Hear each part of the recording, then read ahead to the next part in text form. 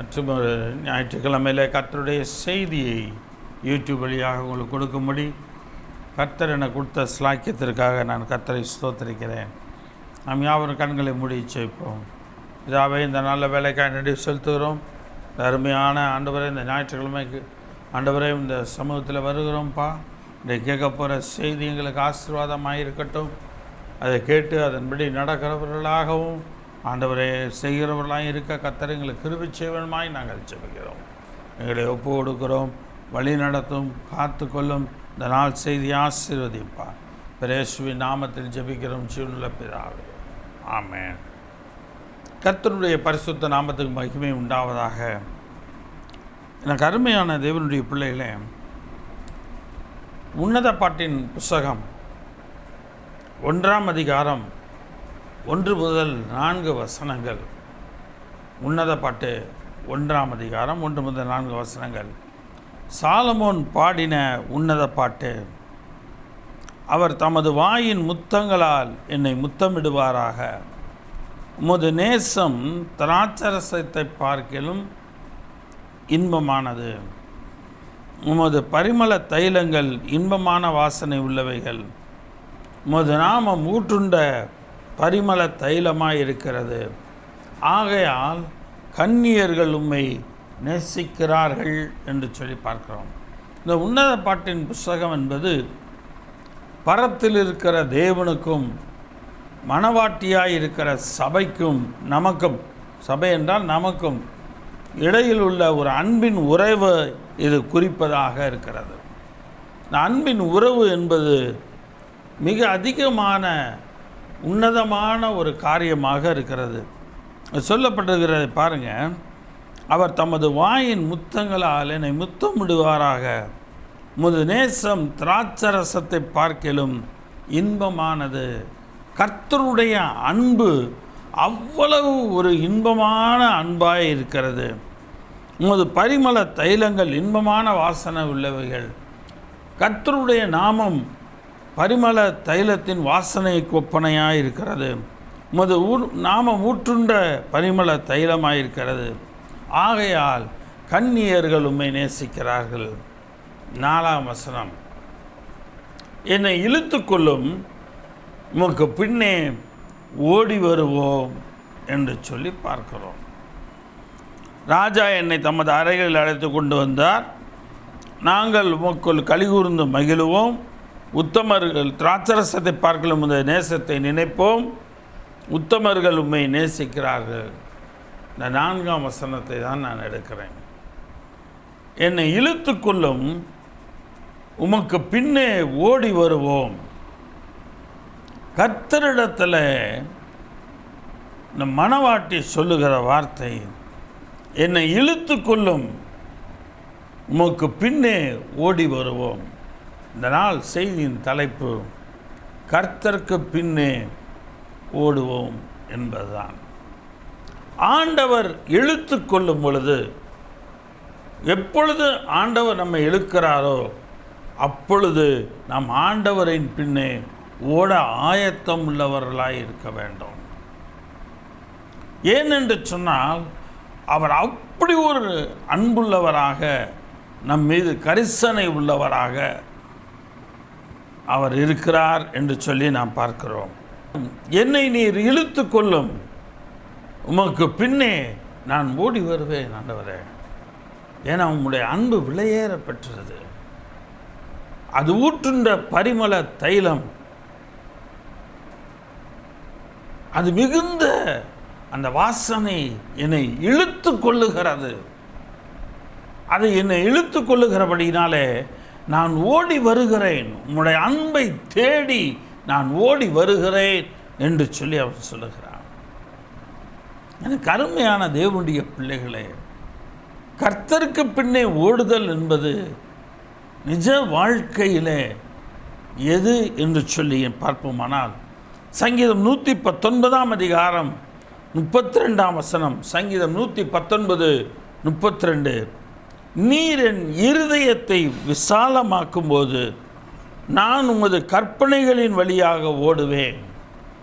நீர் என் இருதயத்தை விசாலமாக்கும் போது நான் உமது கற்பனைகளின் வழியாக ஓடுவேன். கர்த்தருடைய கற்பனைகள், அவர் கொடுத்ததான கட்டளைகளின் வழியாக நான் ஓடுவேன் என்று சொல்லுகிறான். ஆண்டவர் இழுத்து கொள்ளும் பொழுது நாம் ஓடுகிற பாதை கர்த்தருடைய கற்பனைகளின் பாதையாக இருக்க வேண்டும். அப்படிப்பட்ட கற்பனைகளின் பாதையிலே நாம் ஓடும் பொழுது ஏசாயா 40ஆம் அதிகாரம் 30-31 வசனங்களை நாம் பார்க்கிறோம். ஏசாயா 40-30-31. இளைஞர் இளைப்படைந்து சோர்ந்து போவார்கள், வாலிபரும் இடறி விழுவார்கள்.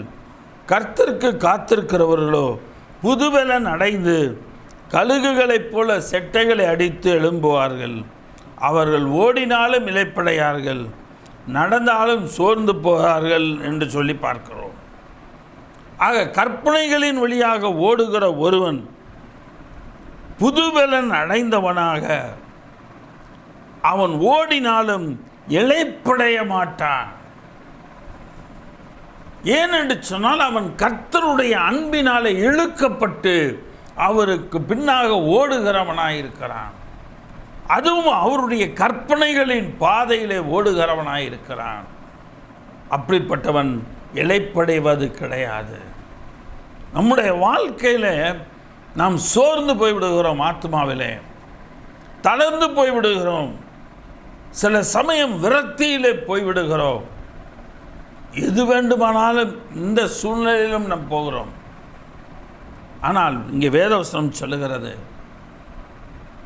புது பலன் நீ பெற்றுக்கொள்வாய். கர்த்தருடைய நேசத்தை பற்றி கொண்டு அவர் இழுத்து கொள்ளும் பொழுது, நாம் ஓடும் பொழுது, கற்பனைகளின் வழியாக ஓடும்போது நாம் சோர்ந்து போக மாட்டோம். உங்கள் ஆத்மா சோர்ந்து போக நீங்கள் இடம் கொடுக்காதீங்க. இடம் கொடுத்தீங்கன்னு சொன்னால் நிச்சயமாக உங்களுடைய வாழ்க்கையில் எல்லா நன்மைகளும் எல்லா ஆசீர்வாதங்களும் தாமதமாக தான் போகும். ஆக எல்லா புது பலத்தோடு, புது நம்பிக்கையோடு, புது விசுவாசத்தோடு ஓடுகிறவர்களாக நாம் இருக்க வேண்டும். 2 தீமோத்தேயு புத்தகம் 4ஆம் அதிகாரம் 6-7 வசனங்களை நாம் பார்க்கிறோம். 2 தீமோத்தேயு 4ஆம் அதிகாரம் 6-7 வசனங்கள். ஏனென்றால் நான் இப்பொழுதே பானபலியாக வார்க்கப்பட்டு போகிறேன். நான் தேகத்தை விட்டு பிரியும் காலம் வந்தது. நல்ல போராட்டத்தை போராடினேன், ஓட்டத்தை முடித்தேன், விசுவாசத்தை காத்து கொண்டேன். ஆக அப்படி சோர்ந்து போகாமல் ஓடுகிறார்கள். புதிய ஏற்பாட்டில் பவுல் அங்கே சொல்லுகிறார், அந்த கர்த்தருடைய நேசத்தை பார்த்து அவர் இழுத்து கொள்ளும் பொழுது நான் ஓடி வந்தேன் அல்லவா, சவுலாய் இருந்த நான் இப்பொழுது பவுலாய் மாறி இருக்கிறேன் அல்லவா.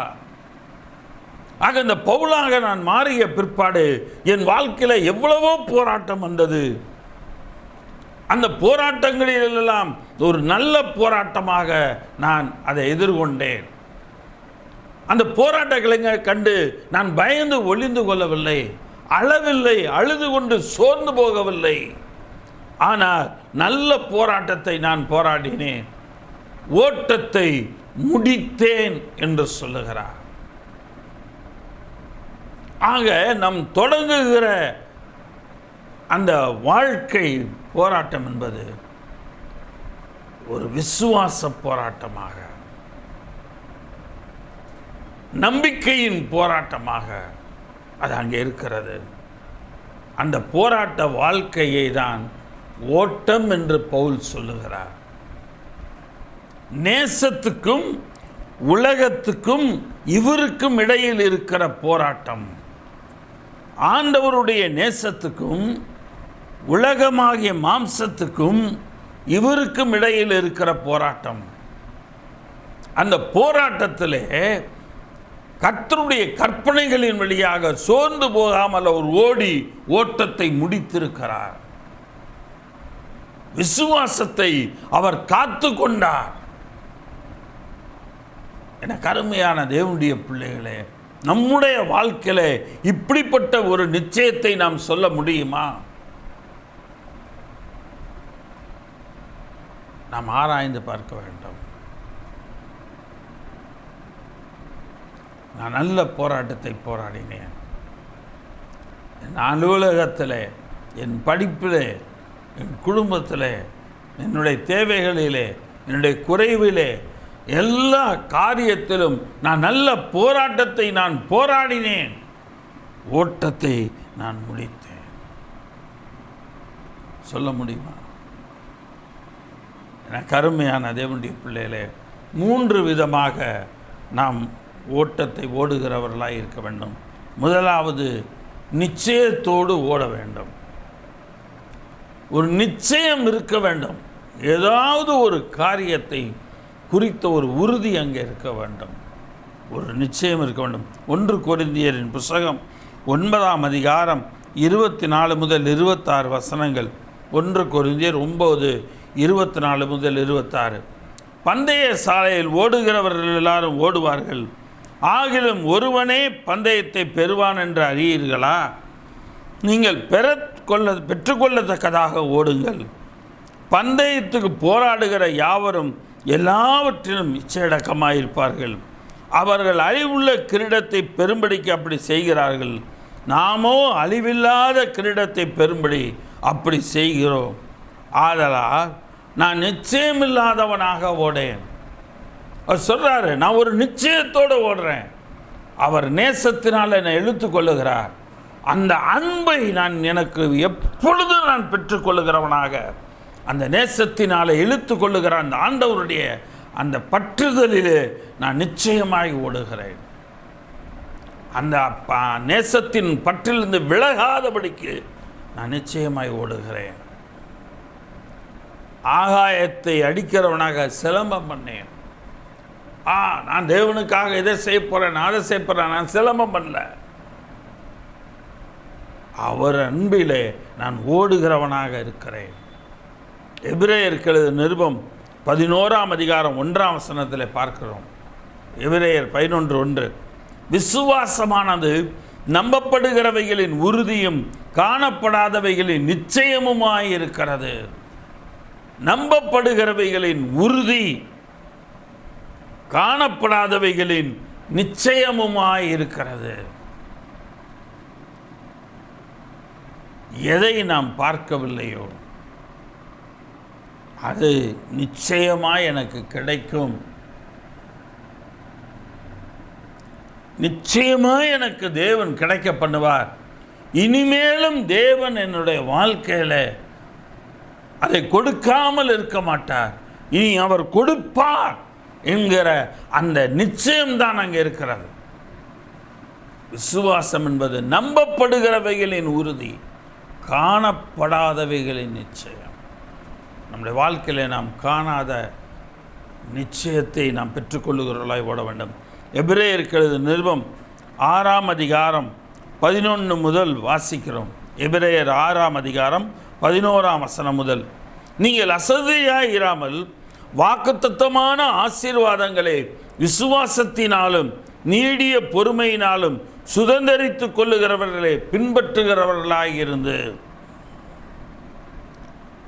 வாக்குத்தத்தமான ஆசீர்வாதங்களை விசுவாசத்தினாலும் நீடிய பொறுமையினாலும் சுதந்தரித்து கொள்ளுகிறவர்களை பின்பற்றுகிறவர்களாயிருந்து உங்களுக்கு நம்பிக்கையின் பூரண நிச்சயம் உண்டாகும்படி நீங்கள் யாவரும் முடிவு பரியந்தம் அப்படியே ஜாக்கிரதை காண்பிக்க வேண்டும் என்று ஆசையாயிருக்கிறோம். உங்களுக்கு நம்பிக்கையின் பூரண நிச்சயம் உண்டாகும்படி. நம்பிக்கையிலே ஒரு பூரண நிச்சயம் இருக்க வேண்டும். என் நேசர் அவர் அன்பில் இழுத்து கொள்ளுகிறார். எனக்கு கொடுத்த வாக்குத்தத்தத்தை என் நேசர் எனக்கு நிறைவேற்றுவார். நான் அவருக்கு பின்பாக நிச்சயமாய் நிறைவேற்றுவார் என்ற அந்த நம்பிக்கையில் நான் ஓடுகிறேன். அதுதான் அங்கே பார்க்கிறோம். முடிவு பரியந்தம் ஜாக்கிரதையாக அதை காண்பிக்கிறவர்களாக இருக்க வேண்டும். ஆபிரகாமுக்கு தேவன் வாக்குத்தத்தம் பண்ணின போது ஆணையிடும்படி தம்மிலும் பெரியவர் ஒருவரும் இல்லாதபடியினாலே தமது பேரில் தானே ஆணையிட்டு, நிச்சயமாகவே நான் உன்னை ஆசீர்வதித்து உன்னை பெருகவே பெருக பண்ணுவேன் என்றார். தம்மிலும் வேறொரு பெரியவர் இல்லாதபடினாலே நான் உன்னை ஆசீர்வதிக்கவே ஆசீர்வதித்து உன்னை பெருகவே பெருக பண்ணுவேன் என்று சொல்லுகிறார். நிச்சயமாக அது நடக்கும்பா. ஆபிரகாமுக்கும் தேவனுக்கும் இடையிலே இருக்கக்கூடிய நேசம் மிக அதிக உன்னதமானது. அந்த நேசம் மரணத்தை விட வலியுது. அவர் ஒரு குமாரனை கொடுக்கிறார். அந்த குமாரனை நான் காட்டுற மலையில கொண்டு வந்து பலியிடு என்று சொல்லுகிறார். கொண்டு போய் பலியிட போகிறான், தன் மகனை கூட்டி கொண்டு போகிறான். அந்த அளவுக்கு யாரும் வாக்குத்தத்தத்தில் விசுவாசம் உள்ளவர்களாய் நாம் இருக்கிறோமா? ஆபிரகாமை போல நாம் இருக்கிறோமா? அதனால்தான் ஆபிரகாமுக்கு நிச்சயம் என்று சொல்லி அந்த வார்த்தையை தேவன் சொல்லுகிறார். நான் உன்னை ஆசீர்வதிக்கவே ஆசீர்வதித்து உன்னை பெருகவே பெருக பண்ணுவேன். அந்தப்படியே அவன் பொறுமையாய் காத்திருந்து வாக்குத்தத்தம் பண்ணப்பட்டதை பெற்றான். அந்த ஓடுகிற வரை ஓடிக்கொண்டிருக்கிறான். அந்த வாக்குத்தத்தம் பண்ணப்பட்டதை பெறுகிற வரைக்கும் அவன் ஓடுகிறவனாய் இருந்தான். தேவன் என்ன வாக்குத்தத்தம் கொடுத்திருக்கிறாரோ அந்த வாக்குத்தத்தத்தை பெறுகிற இடம் வரைக்கும் அவன் ஓடுகிறவனாய் இருந்தான். அந்த வாக்குத்தத்தத்தை அவன் பெற்றுக்கொண்டான். அந்த ஓட்டத்திலே மனுஷர் தங்களிலும் பெரியோர் பேரில் ஆணையிடுவார்கள். உறுதி பண்ணும்படிக்கு ஆணையிடுதலே சகல விவாதத்திற்கு முடிவு. அந்தப்படி தேவனும் வாக்குத்தத்தம் பண்ணப்பட்டவைகளை சுதந்திரித்துக் கொள்ளுகிறவர்களுக்கு தமது ஆலோசனையின் மாறாத நிச்சயத்தை, அவருடைய ஆலோசனையின் மாறாத நிச்சயத்தை பரிபூர்ணமாய் காண்பிக்கும்படி சித்தமுள்ளவராய் ஓர் ஆணையினாலே அதை ஸ்திரப்படுத்தினார். தேவனும் வாக்குத்தத்தம் பண்ணப்பட்டவைகளை சுதந்திரித்துக் கொள்ளுகிறவர்களுக்கு தமது ஆலோசனையின் மாறாத நிச்சயத்தை பரிபூர்ணமாய் காண்பிக்கும்படி நிச்சயம் சித்தமுள்ளவராய், ஆக நிச்சயத்தை பரிபூர்ணமாய் அவர் காண்பிக்கிறார். என்னை நம்பி, என் அன்பை நம்பி ஓடி வரல, ஓடி வருகிறேன். என்ன உனக்கு நான் வாக்குத்தத்தம் பண்ணேன்னு அந்த வாக்குத்தத்தை வச்சு ஓடி வரல. கண்டிப்பாக அந்த வாக்குத்தத்தின்படி உன் வாழ்க்கையில் ஒன்று ஆசிரியப்பேன். இந்த வருஷம் வாக்குத்தத்தம் உனக்கு நான் செழிப்பு உண்டாக்குவேன் என்று ஆண்டவர் சொன்னார். அந்த வார்த்தை நிறைவேறும். ஓடுங்க, நேசருடைய அன்பிலே ஓடுங்க, அந்த செழிப்பை பெற்றுக்கொண்டே ஓடுங்க. எத்தனையோ செழிப்புகள் உண்டு. அந்த செழிப்புகளை எல்லாம் பெற்றுக்கொள்ளுகிறவர்களாக நீங்கள் ஓடுங்கள்.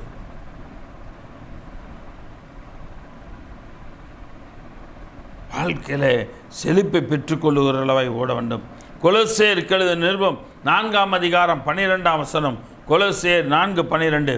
எப்பாப்ராவும் உங்களுக்கு வாழ்த்துதல் சொல்லுகிறான். உங்களை சேர்ந்தவனும் கிறிஸ்துவின் ஊழியக்காரனுமாகிய இவன் நீங்கள் தேவனுக்கு சித்தமானவைகள் எல்லாவற்றிலும் தேறினவர்களாயும் பூரண நிச்சயம் உள்ளவர்களாயும் நிலை நிற்க வேண்டும் என்று.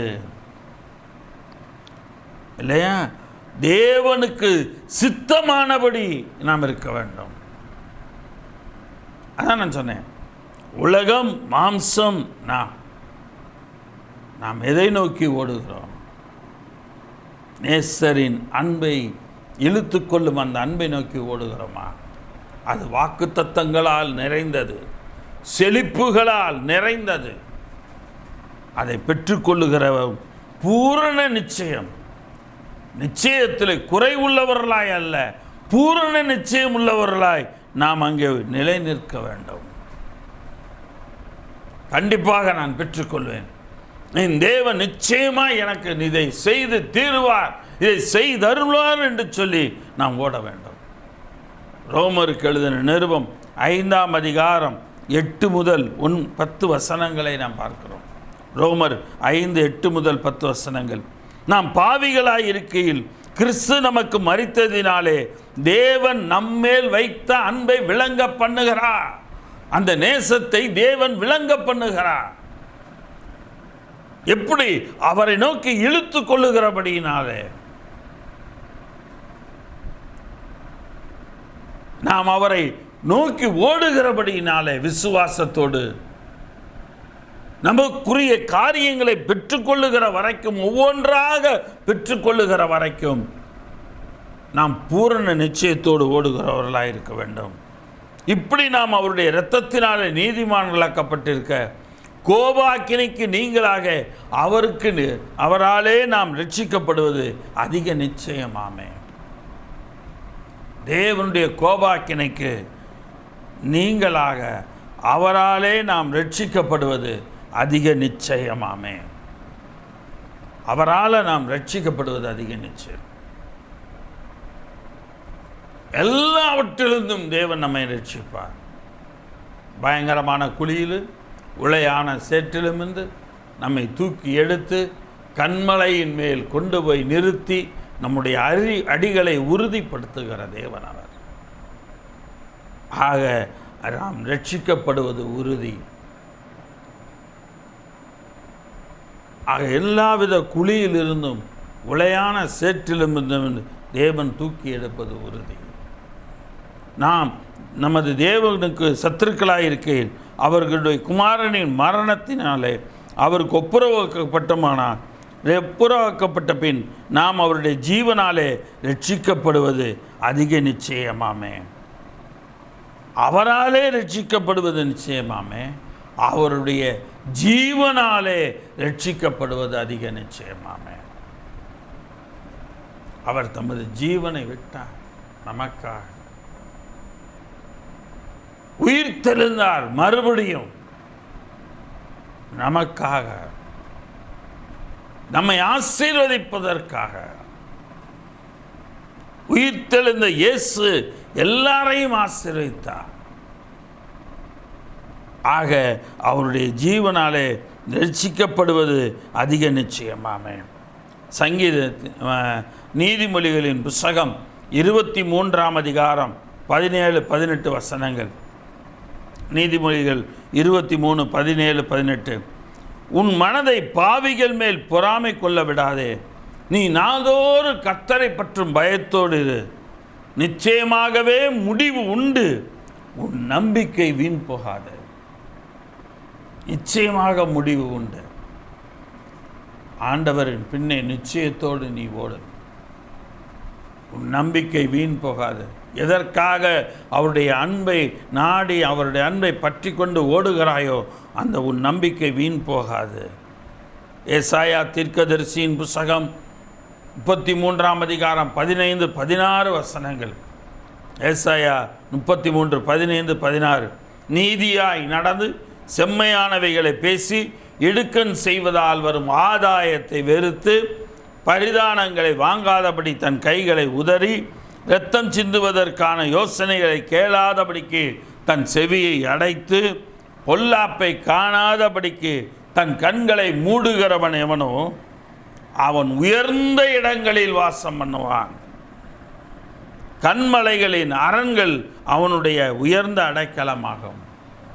அவன் உயர்ந்த இடத்திலே வாசம் பண்ணுவான். கண்மலைகளின் அரண்கள் அவனுக்கு உயர்ந்த அடைக்கலமாகும். அவன் அப்பம் அவனுக்கு கொடுக்கப்படும், அவன் தண்ணீர் அவனுக்கு நிச்சயமாய் கிடைக்கும்.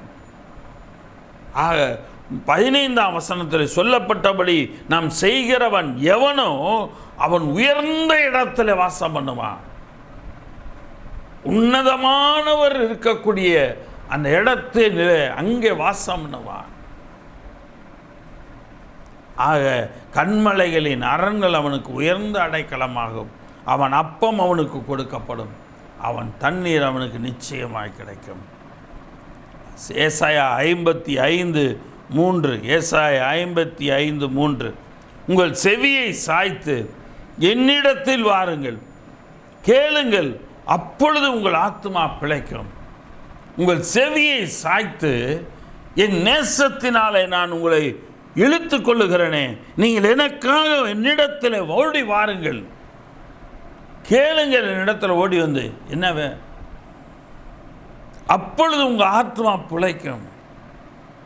தாவீதுக்கு அருளின நிச்சயமான கிருபைகளை உங்களுக்கு நித்திய உடன்படிக்கையாக ஏற்படுத்துவேன். நான் தாவீதுக்கு ஏற்படுத்தின நிச்சயமான கிருபைகளை தாவீதுக்கு அவர் கொடுத்த நிச்சயமான கிருபைகளை தேவன் நமக்கும் கொடுக்கிறவராயிருக்கிறார். ஆபிரகாம் கொடுத்த வாக்குத்தத்தத்தை எப்படி அவனுக்கு நிறைவேற்றினாரோ அதே போல நமக்கும் நிறைவேற்ற வல்லவராயிருக்கிறார். தாவீதுக்கு அருளிய நிச்சயமான கிருபைகளை நமக்கும் தர வல்லவராயிருக்கிறார். இவர்கள் எல்லாரும் அவருடைய நேசத்தில் இழுத்து கொள்ளும் பொழுது அந்த நேசத்துக்கு பின்பாக ஓடினார்கள். நாமும் ஆண்டவருடைய நேசத்துக்கு பின்னாக ஓடுகிறவர்களாக இருக்க வேண்டும். இரண்டாவது காரியம், இயேசுவை நோக்கி நியமித்திருக்கிற ஓட்டம். இயேசுவை நோக்கி நியமித்திருக்கிற ஓட்டம், நியமிக்கப்பட்ட ஒரு ஓட்டம் நம்முடைய ஓட்டம். எபிரேயருக்கு எழுதின நிருபம் 12ஆம் அதிகாரம் 1ஆம் வசனம், நீதிமொழிகள் 12:1. ஆகையால் மேகம் போன்ற இத்தனை திரளான சாட்சிகள் நம்மை சூழ்ந்து கொண்டிருக்க, பாரமான யாவற்றையும் நம்மை சுற்றி நெருங்கி நிற்கிற பாவங்களையும் தள்ளிவிட்டு விசுவாசத்தை துவக்குகிறவரும் முடிக்கிறவருமாயிருக்கிற இயேசுவை நோக்கி நமக்கு நியமித்திருக்கிற ஓட்டத்தில் பொறுமையோடே ஓடக்கடவோம். விசுவாசத்தை துவக்குகிறவரும் முடிக்கிறவருமாயிருக்கிற இயேசுவை நோக்கி நமக்கு நியமித்திருக்கிற ஓட்டத்தில் பொறுமையோடு ஓடக்கடவோம். நமக்கு நியமித்திருக்கிற ஓட்டத்தில் பொறுமையோடு ஓடக்கடவோம். அவர் தமக்கு முன் வைத்திருந்த சந்தோஷத்தின் பொருட்டு அவமானத்தை எண்ணாமல் சிலுவையை சகித்து தேவனுடைய சிங்காசனத்தின் வலது பாரிசத்தில் விட்டிருக்கிறார். ஆண்டவர் அவருக்கென்று நியமித்த ஓட்டத்தில் கர்த்தராகிய இயேசு கிறிஸ்து அந்த இடத்துல சந்தோஷத்தின் பொருட்டு அவமானத்தை எண்ணல, சிலுவையை சகித்தார். தேவனுடைய வலது பாரிசத்தில் போய் விட்டிருந்தார். நியமிக்கப்பட்ட இடம் அவருக்கென்று தேவனுடைய வலது பாரிசத்தில் இருக்கிறது. அந்த நியமிக்கப்பட்ட இடத்துக்கு போவதற்காக அவர் சிலுவையை சகித்தார். அங்க போய் உட்கார போறோன்ற அந்த சந்தோஷத்திலே அவர் ஓட்டத்தில், நியமிக்கப்பட்ட ஓட்டத்தில் ஓடினார். எபிரேயருக்கு எழுதின நிருபம் 9ஆம் அதிகாரம் 27ஆம் வசனம், ஏசாயா 9:27. அன்றியும் ஒரே தரம் மரிப்பதும் பின்பு நியாய தீர்ப்படைவதும் மனுஷருக்கு நியமிக்கப்பட்டிருக்கிறபடியே என்று பார்க்கிறோம். அன்றியும் ஒரே தரம் மரிப்பதும் பின்பு நியாய தீர்ப்படைவதும் மனுஷருக்கு நியமிக்கப்பட்டிருக்கிறபடியே கிறிஸ்து அநேகருடைய பாவங்களை சுமந்து தீர்க்கும்படிக்கு ஒரே தரம் பலியிடப்பட்டு தமக்காக காத்து கொண்டிருக்கிறவர்களுக்கு ரட்சிப்பை அருளும்படி 2ஆம் தரம் பாவமில்லாமல் தரிசனமாவார். ரட்சிப்பை அருளும்படி 2ஆம் தரம் பாவமில்லாமல் தரிசனமாவார். அவருக்கென்று நியமித்த அந்த காரியத்தில் அவர் அப்படிப்பட்டவராயிருந்தார். 1 தெசலோனிக்கேரின் புஸ்தகம் 5ஆம் அதிகாரம் 8-9 வசனங்கள். 1 தெசலோனிக்கேர் 5:8-9.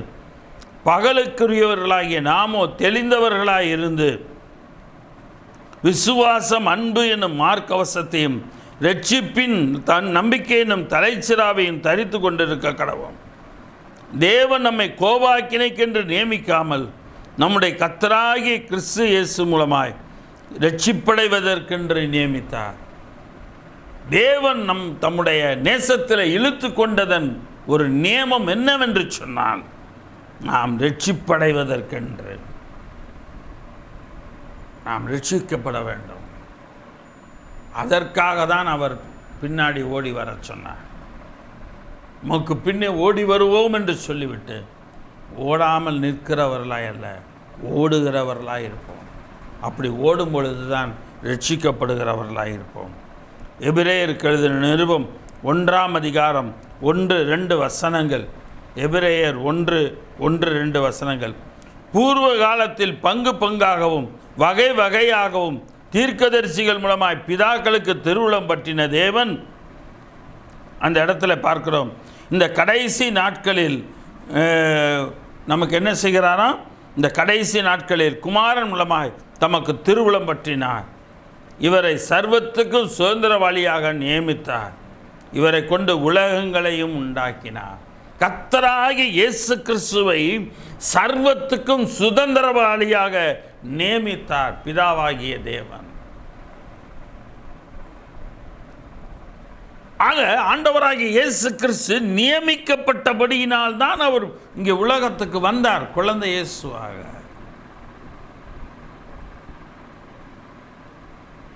தன் ஜீவனை விடுவதற்காக வந்தார், பாடுகளை சுமப்பதற்காக வந்தார்.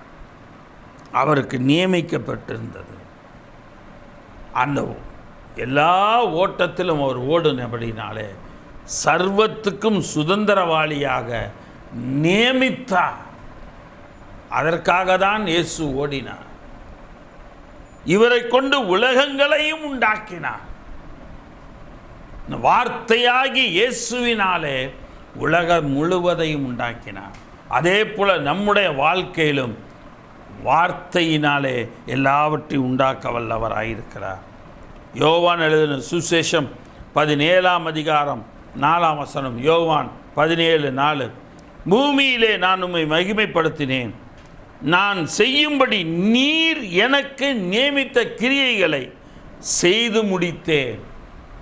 இயேசுவும் தன் பிதாவை நோக்கி சொல்லுகிறார், நீர் என்ன ஓட விட்டீங்கல்ல, அந்த ஓட்டத்தில் நான் செய்யும்படி நீர் எனக்கு நியமித்த கிரியையை நான் செய்து முடித்தேன். ஓட்டத்தை நான் முடித்தேன். சங்கீதம் 75:2. சங்கீதம் 75:2. நியமிக்கப்பட்ட காலத்திலே யதார்த்தமாய் நியாயம் தீர்ப்பேன். நியமிக்கப்பட்ட ஒரு காலம் உண்டு. தேவன் அந்த காலத்தில் நியாயம் தீர்க்கிறவராயிருக்கிறார். பிரசங்கியின் புஸ்தகம் 1ஆம் அதிகாரம் 12-13 வசனங்கள். பிரசங்கி 1:12-13. பிரசங்கியாகிய நான் எருசலேமில் இஸ்ரவேலுக்கு ராஜாவாக இருந்தேன். வானத்தின் கீழ் நடப்பதையெல்லாம் ஞானமாய் விசாரித்து ஆராய்ச்சி செய்கிறதற்கும் என் மனதை பிரயோகம் பண்ணினேன். மனுபுத்திரர் இந்த கடுந்தொல்லையில் அடிபடும்படிக்கு தேவன் அதை அவர்களுக்கு நியமித்திருக்கிறார். மனுபுத்திரர் இந்த கடுந்தொல்லையில் அடிபடும்படிக்கு தேவன் அதை நியமித்திருக்கிறார். பாவம் செய்கிற ஆத்மா சாகும். ஆக இந்த கடும் தொல்லைகளை தேவன் மனிதனுடைய வாழ்க்கையில் நியமித்திருக்கிறார். இந்த தொல்லைகளையெல்லாம் தாண்டி தான் ஓட வேண்டும். ஆண்டவருடைய நேசத்தை பற்றி பிடித்து கொண்டவர்களாக யார் இருக்கிறார்களோ அவர்களால் தான் இந்த கடும் தொல்லைகளை தாண்டி ஓட முடியும். ரோமருக்கு எழுதின நிருபம் 13ஆம் அதிகாரம் 1-2 வசனங்கள். ரோமர் 13:1-2 வசனங்கள். எந்த மனுஷனும் மேலான அதிகாரம் உள்ளவர்களுக்கு கீழ்ப்படிய கடவன், ஏனென்றால் தேவனாலே அன்றி ஒரு அதிகாரமும் இல்லை. தேவனாலே அன்றி ஒரு அதிகாரமும் இல்லை. உண்டாயிருக்கிற அதிகாரங்களில் தேவனாலே நியமிக்கப்பட்டிருக்கிறது. இந்த உலகத்தில் இருக்கிற எல்லா அதிகாரங்களும் தேவனால் நியமிக்கப்பட்ட அதிகாரங்கள்.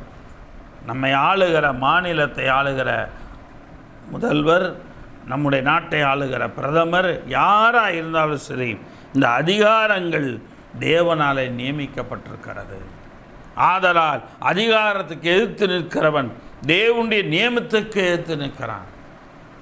அந்த அதிகாரத்துக்கு எதிர்த்து நிற்கிறவன் தேவனுக்கு எதிர்த்து நிற்கிறான். அப்படி எதிர்த்து நிற்கிறவர்கள் தாங்களே ஆக்கினையை வருவித்து கொள்ளுகிறார்கள். அப்படி எதிர்த்து நிற்கிறவங்க தாங்களே ஆக்கினையை வருவித்து கொள்ளுகிறார்கள். ஓசியா தீர்க்கதரிசியின் புஸ்தகம் 2ஆம் அதிகாரம் 19ஆம் வசனம். ஓசியா 2:19. நித்திய விவாகத்துக்கென்று உன்னை எனக்கு நியமித்துக் கொள்வேன், நீதியும் நியாயமும் கிருபையும் உருக்க இரக்கமுமாய் என்னை நியமித்துக் கொள்வேன். 2 சொல்கிறாரு. நித்திய விவாகத்துக்கென்று உன்னை எனக்கு நியமித்துக் கொள்வேன்.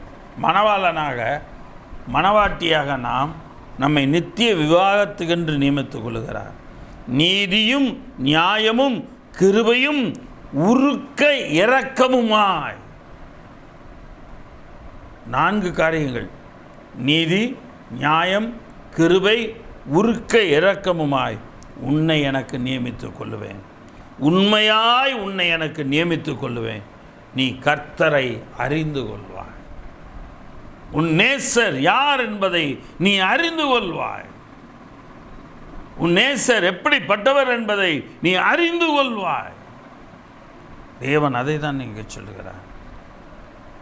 மீகா தீர்க்கதரிசியின் புஸ்தகம் 4ஆம் அதிகாரம் 13ஆம் வசனம். மீகா 4:13. சீயோன் குமாரத்தியே, நீ எழுந்து போரடி, நான் உன் கொம்புகளை எறும்பும் உன் குளம்புகளை வெண்கலமுமாக்குவேன். நீ அநேக ஜனங்களை நொறுக்கி போடுவாய். அவர்கள் தேடி சேர்த்ததை நீ கர்த்தருக்கென்றும் உன் நேசருக்கென்றும் அவருடைய ஆசியை பூமிக்கெல்லாம் ஆண்டவராயிருக்கிறவருக்கென்றும் நியமிப்பார். நீ நியமிப்ப. அவர் நியமித்து உன்னை ஓட வைத்தார். ஒரு காரியத்திற்காக உன்னை நியமித்தார். ரட்சிக்கப்படுவது என்று நியமித்தார். அவருக்கென்று நாம் நியமித்து ஒன்று ஓடுகிறோம். இந்த பூமியில் உள்ளவைகளை எல்லாம் கர்த்தருக்கென்று நியமித்து ஓடுகிறோம். வேதாகமத்தில் தாவீதை பார்ப்பீர்களேயானால் ஆலயத்தை கட்ட வேண்டும் என்று ஒரு ஆசை அவனுக்கு இருக்கிறது. நான் இப்படிப்பட்ட வீடுகளிலே வசிக்கிறேனே, தேவனுடைய பெட்டி மழையிலும் வெயிலிலும் இருக்கிறதே என்று சொல்லி அவன் வேதனைப்படுகிறான். தீர்க்கதரிசி சொல்லுகிறான், உம்முடைய மனதில் உள்ளபடி செய்யும் என்று சொல்லுகிறான். ஆனால் கர்த்தர் சொல்லுகிறார், உன் கையில் இரத்தக்கார படிஞ்சிருக்கு, நீ கட்டக்கூடாது, உன் மகன் கட்டணும். அப்போ ஆண்டவர் சொல்வார், ஆண்டவரே, என் வீட்டை குறித்து வெகு காலத்து செய்தி நீர் சொன்னீர், நான் ஏமாத்திரம் ஆண்டவரே. அதோடு மாத்திரமல்ல, அவர் யுத்தத்தில் போய் சம்பாதித்த எல்லா பொன்களையும் எல்லா வெள்ளிகளையும் தங்க எல்லாவற்றையும் அந்த இடத்துல கர்த்தருக்கென்று கொடுத்தார், நியமித்தார். அவர் தான் சவதரித்த எல்லாவற்றையும் கர்த்தருக்கென்று அங்கே நியமித்தார். அவர் கட்டளை சச்ச, அவர் பையன்தான் கட்டுறான். ஆனால் அவர் சம்பாதித்தவற்றை கர்த்தருக்கென்று நியமித்தார். எனக்கு அருமையான தேவனுடைய பிள்ளைகளே, கடைசி 3வது ஓட்டம் பொறுமையோடு ஓடணும். நம்முடைய மணவாளனை நோக்கி மணவாட்டியாகிய சபை பொறுமையோடு ஓட வேண்டும். எபிரேயர் 12ஆம் அதிகாரம் 1ஆம் வசனம். எபிரேயர் 12:1. ஆகையால் மேகம் போன்ற இத்தனை திரளான சாட்சிகள் நம்மை சூழ்ந்து கொண்டிருக்க, பாரமான யாவற்றையும் நம்மை சுற்றி நெருங்கி நிற்கிற பாவத்தையும் தள்ளிவிட்டு, விசுவாசத்தை துவக்குகிறவரும் முடிக்கிறவருமாயிருக்கிற இயேசுவை நோக்கி நமக்கு நியமித்திருக்கிற ஓட்டத்தில் பொறுமையோடே ஓட கடவோம். நமக்கு நியமித்திருக்கிற ஓட்டத்தில் பொறுமையோடே நாம் ஓட கடவோம். பொறுமையோடு தான் ஓட முடியும். 2 பேதுருவின் புஸ்தகம் 1ஆம் அதிகாரம் 5, 6, 7 வசனங்களை பார்க்கிறோம். 5 முதல் 7 வசனங்கள். 2 பேதுரு 1, 5 முதல் 7 வசனங்கள். இப்படி இருக்க நீங்கள் அதிக ஜாக்கிரதை உள்ளவர்களாய் உங்கள் விசுவாசத்தோட தைரியத்தையும், தைரியத்தோட ஞானத்தையும், ஞானத்தோட இச்சையடக்கத்தையும், இச்சையடக்கத்தோட பொறுமையையும், இச்சையடக்கத்தோடு இருக்கும்போது பொறுமையோடு பார்த்துக்கணும். பொறுமையோடு தேவ பக்தியையும், இந்த பொறுமையோடு தேவ பக்தி இருக்கும். இச்சை அடக்கத்தில் பொறுமையாக இருந்தோம்னா நமக்குள்ள தேவ பக்தி வருது. அந்த தேவ பக்தியோட சகோதர ஸ்நேகத்தையும், சகோதர ஸ்நேகத்தோட அன்பையும் கூட்டி வழங்குங்கள். நம்முடைய நேசர் அன்புள்ளவராய் இருக்கிறபடினாலே நாமும் அவரை போல இருக்க வேண்டும். 2 பேதுருவின் புஸ்தகம் 3ஆம் அதிகாரம் 8 முதல் 9 வசனங்களை நாம் பார்க்கிறோம். 2 பேதுரு 3, 8, 9. பிரியமானவர்களே, கர்த்தருக்கு ஒரு நாள் 1000 வருஷம் போலவும் 1000 வருஷம் ஒரு நாள் போலவும் இருக்கிறது என்கிற இந்த ஒரு காரியத்தை நீங்கள் அறியாதிருக்க வேண்டாம். தாமதிக்கிறார் என்று சிலர் எண்ணுகிறபடி அவர் தமது வாக்கு தத்தத்தை குறித்து தாமதமாயிராமல் ஒருவரும் கெட்டு போகாமல் எல்லாரும் மனம் திரும்ப வேண்டும் என்று விரும்பி நம்மேல் நீடிய பொறுமையுள்ளவராயிருக்கிறார். மணவாளனாகிய இயேசு நீடிய பொறுமையுள்ளவராயிருக்கிறார். ஏன் தெரியுமா? நாம் எல்லாரும் கெட்டு போயிடக்கூடாது. அதனால் நாம் எல்லாம் மனம் திரும்ப வேண்டும் என்று சொல்லி அவர் நம்ம நீடிய பொறுமையுள்ள. அதே அதிகாரம் 15ஆம் வசனத்தை பாருங்கள். மேலும் நம்முடைய கர்த்தரின் நீடிய பொறுமையை இரட்சிப்பென்று எண்ணுங்கள். மேலும் நம்முடைய கர்த்தரின் நீடிய பொறுமையை இரட்சிப்பென்று எண்ணுங்கள் என்று சொல்லுகிறார். கர்த்தர் நம்மேல் வச்சிருக்கிற அந்த நீடிய பொறுமை நமக்கு ரட்சிப்பு. 1 பேதுருவின் புஸ்தகம் 2ஆம் அதிகாரம் 19ஆம் வசனம். 1 பேதுரு 2:19-21, 19-21 வசனம். ஏனெனில் தேவன் மேல் பற்றுதலாக இருக்கிற மனசாட்சி நிமித்தம் ஒருவன் அநியாயமாய் பாடுபட்டு உபத்திரவங்களை பொறுமையாய் சகித்தார், அதுவே பிரீதியாயிருக்கும். தேவன் மேல் பற்றுதலாக இருக்கிற மனசாட்சி நிமித்தம் ஒருவன் அநியாயமாய் பாடுபட்டு உபத்திரவங்களை பொறுமையாய் சகித்தால், உபத்திரவங்களை பொறுமையாய் சகித்தால் அதுதான் மணாளனுக்கு பிரியம். நீங்கள் குற்றம் செய்து அடிக்கப்படும் போது பொறுமையோடு சகித்தால் அதனால் கீர்த்தி என்ன? நீ பல்ல தப்பு பண்ணிட்டு அதுக்கு பனிஷ்மெண்ட் அடிக்கும் போது கீர்த்தி என்ன? நீங்கள் நன்மை செய்து பாடுபடும் போது பொறுமையோடு சகித்தால் அதுவே தேவனுக்கு முன்பாக பிரீதியாக இருக்கும். நீங்கள் நன்மை செய்து பாடுபடும் போது பொறுமையோடே சகித்தால் அதுவே தேவனுக்கு முன்பாக பிரீதியாக இருக்கும். இதற்காக நீங்கள் அழைக்கப்பட்டிருக்கிறீர்கள். ஏனெனில் கிறிஸ்து உங்களுக்காக பாடுபட்டு நீங்கள் தம்முடைய அடிச்சுவடுகளை தொடர்ந்து வரும்படி உங்களுக்கு மாதிரியை பின்வைத்து போனார். நீங்கள் தம்முடைய அடிச்சுவடுகளை பின்தொடர்ந்து வரும்படி உங்களுக்கு முன் மாதிரியை வைத்து போனார். ஒரு மாதிரியை பின் வைத்து போனார். எப்படி நேசத்தை ஓடி வர வேண்டும் என்று ஒரு பின் வைத்து போனார் மாதிரியை. நாம் அந்த மாதிரியின்படி தேவனை நோக்கி ஓடுகிறவர்களாக இருக்க வேண்டும். இயேசுவை எப்படி பிதாவாகிய தேவன் மேல் உள்ள அன்பினாலே நேசத்தினாலே அவர் இழுத்து கொள்ளும் பொழுது அவருக்காக பாடுகளை எல்லாம் சகித்து எல்லாவற்றையும் சகித்து மரித்து உயிர்த்தெழுந்து மேலே பரலோகத்தில் தேவனின் வலது பாரிசத்தில் விட்டிருக்கிறாரோ அதே போல் அந்த மாதிரியை நமக்கும் பின் வைத்து போயிருக்கிறார். தேவன் அவருடைய இடத்துல நமக்கு ஒரு கூடாரத்தை வைத்திருக்கிறார். நமக்கு ஒரு ஸ்தலத்தை ஆயத்தம் பண்ணி வைத்திருக்கிறார். இந்த ஸ்தலத்திலே தேவன் நம்மை கொண்டு போவார். யாக்கோபுக்கு எழுத நிருபம் 5ஆம் அதிகாரம் 7ஆம் வசனம் முதல் பார்க்கிறோம். 7ஆம் வசனம் முதல், இப்படி இருக்க சகோதரரே, கர்த்தர் வருமளவும் நீடிய பொறுமையாயிருங்க. உங்களுடைய நேசர் வருமளவும் நீடிய பொறுமையாயிருங்கள். இதோ பயிரிடுகிறவன் பூமியின் மேல் நற்பலனை அடைய வேண்டும் என்று முன்மாறியும் பின்மாறியும் வருமளவும் நீடிய பொறுமையோடு காத்திருக்கிறான். முன்மாறி மழை பின்மாறி மழை பெய்வதற்கு என்னென்ன மாதிரி விதை போடணுமோ அதற்காக அந்த பயிரிடுகிறவன் எப்படியெல்லாம் காத்திருக்கானோ அதுபோல நீங்களும் பொறுமையோடு காத்திருங்க என்று சொல்லுகிறார். நீங்களும் நீடிய பொறுமையோடு இருந்து உங்கள் இருதயங்களை ஸ்திரப்படுத்துங்கள். கர்த்தரின் வருகை சமீபமாயிருக்கிறதே. நீங்களும் நீடிய பொறுமையாயிருந்து உங்கள் இருதயங்களை ஸ்திரப்படுத்துங்கள். நம்முடைய நேசர் சீக்கிரமாய் வரப்போகிறார். நம்மை அழைத்து கொண்டு போவதற்காக நம்முடைய நேசர் சீக்கிரமாய் வரப்போகிறார். 10ஆம் வசனத்தை பாருங்க. என் சகோதரரே, கர்த்தருடைய நாமத்தினால் பேசின தீர்க்கதரிசிகளை துன்பப்படுத்துவதற்கும் நீடிய பொறுமைக்கும் திருஷ்டாந்தமாக வைத்து கொள்ளுங்க. வாழ்க்கையில் நீங்கள் முன்னாடி யோசிச்சு பாருங்கள். கர்த்தருடைய நாமத்தினால பேசின தீர்க்கதரிசிகளை துன்பப்படுத்தினாங்க அந்த நாட்களில். அப்போ அந்த தீர்க்கதரிசிகள் நீடிய பொறுமைக்கு அவங்களெல்லாம் திருஷ்டாந்தங்களாக உதாரணமாக நீங்கள் வச்சு நீங்கள் பார்த்துக்கங்க. 11ஆம் வசனம், இதோ பொறுமையாக இருக்கிறவர்களே பாக்கியவான் என்கிறோமே, யோபுவின் பொறுமையை குறித்து கேள்விப்பட்டிருக்கிறீர்கள். கர்த்தருடைய செயலின் முடிவையும் கண்டிருக்கிறீர்கள்.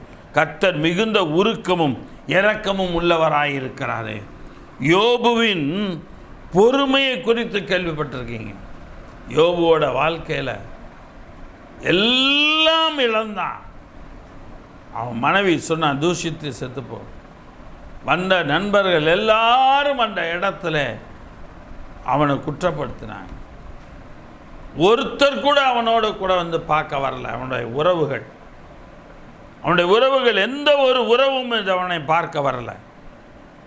தனித்தவனாக இருந்தான்.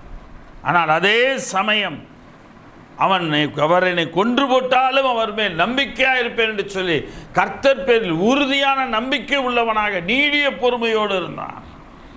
கர்த்தர் சிநேகிதருக்காக வேண்டிக் கொண்ட போது தேவன் அவனுடைய சிறையிருப்பை திருப்பினான். அவன் இழந்ததையெல்லாம் ரெண்டத்தனையாக பெற்றுக்கொண்டான். எல்லாவற்றையும் ரெண்டத்தனையாக பெற்றுக்கொண்டான். அவன் எல்லாம் அவனுக்கு வந்த பிற்பாடு இப்போ வராங்க சகோதரர்கள், சகோதரிகள், உறவுகள் எல்லாரும் வருகிறார்கள். உன்னுடைய துக்கம், உங்கள் வாழ்க்கையில் நீ வந்த துக்கம் உனக்கு ரொம்ப பெருசு, மோசமானதுப்பா. அவன் விருந்து பண்ணுறான். அந்த விருந்தில் சாப்பிட்டுட்டு இந்தா தங்க காசு ஒன்று, இந்த தங்க காசு. இந்த மொய் விற்கிறதுன்றது யோபு காலத்தில் தான் தொடங்கியிருக்கும் போல. அவன் இங்கே விருந்து பண்ணுங்கிறான். அந்த விருந்தில் சாப்பிட்டுட்டு உனக்கு வந்த துன்பம் பெரிய கொடிய துன்பம். அவன் கஷ்டப்பட்டப்ப பார்க்க வரல. அவன் ஓடு எடுத்து சுரண்டி கொள்வது, நான் உனக்கு சுரண்டி விடுறேன் சொல்ல ஒருத்தர் நாதி கிடையாது. ஆனால் அவன் நல்ல ரெண்டத்தனையான ஆசீர்வாதங்களோடு வாழ்ந்திருக்கும் போது இப்போ எல்லாரும் வந்து அந்த விருந்தில் பங்கு பெற்று அந்த இடத்துல அவனுக்கு பரிசுகளை கொடுக்குறாங்க. அதை தான் இங்கே பார்க்கிறோம்.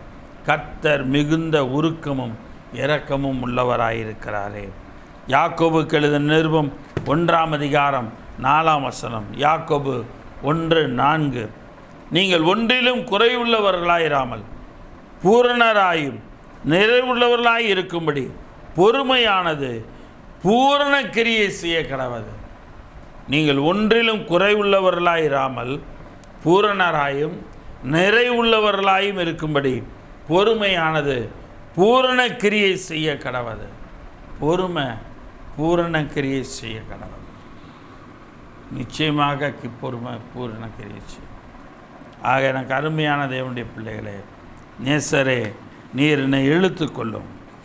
உமக்கு பின்னே ஓடி வருவோம். உம்முடைய கற்பனைகளின் வழியாக ஓடி வருவோம். நாங்கள் இளைப்படையாமல் ஓடி வருவோம். நல்ல போராட்டத்தை போராடி ஓட்டத்தை முடித்து விசுவாசத்தை காத்து கொள்வோம். நிச்சயத்தோடு ஓடுவோம். ஆண்டவரே, நியமித்திருக்கிற ஓட்டத்தில் ஓடுவோம். எங்களுடைய வாழ்க்கை என்னத்துக்கென்று நியமித்திருக்கிறீரோ, என்ன நோக்கத்தோடு எங்களுடைய இத்தனை நாள் வாழ்ந்த கிருபை செய்திருக்கிறீரோ அந்த நியமித்த ஓட்டத்தில் ஓடுவோம். பொறுமையோடு ஓடுவோம். ஆண்டவர் கிருபை சோமனுமா பிதாவை நல்ல விலைக்கு அண்டிச்சல். இந்த நாளில் கொடுத்த செய்திக்காய் ஸ்தோத்திரம். ஓட்டத்தை குறித்து இந்த நாளில் செய்தி கேட்கும்படியாக கிருபை செய்து ஆண்டவரே, நாங்கள் நல்லபடியாக ஓட கர்த்தர் எங்களுக்கு கிருபை தருவீராக. வேதவசனத்தின்படி கர்த்தாவே, நிச்சயத்தோடு ஓட கிருபை செய்யும் ஆண்டவரே. ஏனோதானவென்று ஒரு வாழ்க்கையில் ஒரு வாழாதபடிக்கு நிச்சயத்தோடு ஒரு வாழ்க்கை என்கிற அந்த ஓட்டத்தை நல்லபடியாக ஓட கிருபை செய்யும் ஆண்டவர். அதே போல் நியமித்திருக்கிற காரியத்திற்காக எங்களுடைய வாழ்க்கையில் ஒரு நோக்கத்துக்காக எங்களை நியமித்திருக்கிற இந்த பூலோகத்தில் அந்த நியமித்திற்காக நாங்கள் பொறுமையோடு ஓட கிருபை செய்யும்பா. நீடிய பொறுமை எங்களுக்கு தார். எங்களுக்கென்று நியமித்திருக்கிற ஓட்டத்தில் பொறுமையோடு ஓட எங்களுக்கு கிருபை செய்வீராக. இந்த செய்தி கேட்குற நம்முடைய பிள்ளைகள் ஒவ்வொருவரையும் ஆசீர்வதிப்பீராக. ஒவ்வொருவரையும் பலப்படுத்துவீராக, ஸ்திரப்படுத்துவீராக. நம்முடைய பிள்ளைகளின் தேவைகளையெல்லாம் சந்திப்பீராக. நன்மையினால் நிரப்புவீராக. எல்லா தடைகளை உடைத்து போடுவீராக. கட்டுகளை அறுத்தெறிவீராக. எல்லா விதமான மாந்திரிக பில்லி சூனிய கட்டுகள் விலகுவதாக. நம்முடைய பிள்ளைகளுக்கு இருக்கிற வியாதி பலவீனம் சுகவீனங்கள் நீங்குவதாக. தேவ நாமம் மகிமைப்படுவதாக. இந்த செய்தி கேட்கிற நம்முடைய பிள்ளைகள் மூலமாக உடைய நாமம் மகிமைப்படட்டும் ஆண்டவரே. தொடர்ந்து நீர் வழி நடத்தும். துதிகன மகிமையெல்லாம் உமக்கே எடுக்கிறோம். கர்த்தரும் இரட்சகர் மீட்பருமான இயேசுவின் மூலம் ஜெபிக்கிறோம் ஜீவனுள்ள பிதாவே, ஆமென். என் ஆத்மாவே கர்த்தரை ஸ்தோத்திரி, என் முழுவதுமே அவருடைய பரிசுத்த நாமத்தை ஸ்தோத்திரி. என் ஆத்மாவே கர்த்தரை ஸ்தோத்திரி. கர்த்தர் செய்த சகல உபகாரங்களை மறவாதே. ஆமென். நம்முடைய கர்த்தராகிய இயேசு கிறிஸ்துவினுடைய கிருபை, பிதாவாகிய தேவனுடைய அன்பும், பரிசுத்த ஆவியினுடைய வழிநடத்தலும், பக்கபலமும், பாதுகாப்பும் என்றும் என்றும் சதா காலங்களும் நம் அனைவரோடும் கூட நிற்கும் இருப்பதாக. ஆமென், ஆமென், ஆமென். கர்த்தர் உங்களை ஆசீர்வதிப்பாராக. நிச்சயத்தோடு ஓடுங்க. நியமித்திருக்கிற வாழ்க்கையில் நல்லபடியாக வாழுங்க. அந்த வாழ்க்கைன்ற ஓட்டத்தில் நல்லபடியாக வாழுங்க. பொறுமையோடு எல்லாத்திலையும் இருங்க. நீடிய பொறுமையாக இருங்க. கர்த்தர் அவர் நேசத்தினால் இழுத்து கொள்ளுகிறார். அவரை நோக்கி ஓடுங்க, உலகத்தை நோக்கி ஓட வேண்டாம். கர்த்தர் உங்களை ஆசீர்வதிப்பார்.